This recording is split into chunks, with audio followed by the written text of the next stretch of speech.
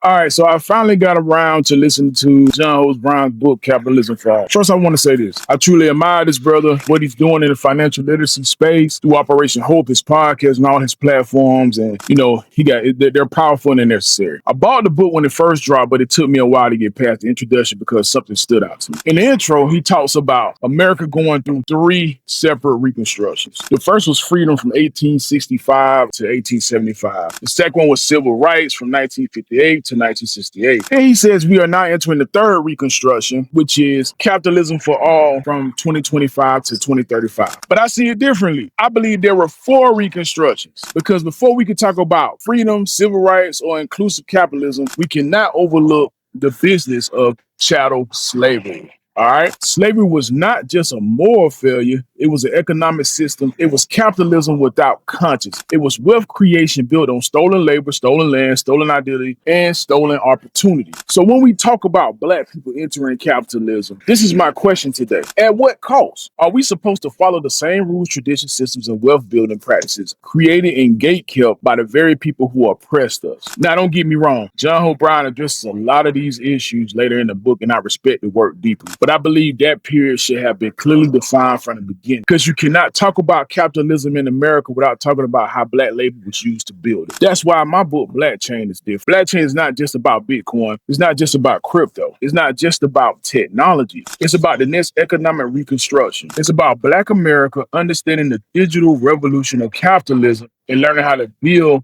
wealth on our own terms, not begging for access, not waiting for permission, not trying to squeeze into systems that were never designed for us to own, but creating new systems, new wallets, new networks, new assets, new ownership won't be handed to us. It has to be built by us. BLACKCHAIN is coming. And this time, we're not just participating in the economy, we're building the chain.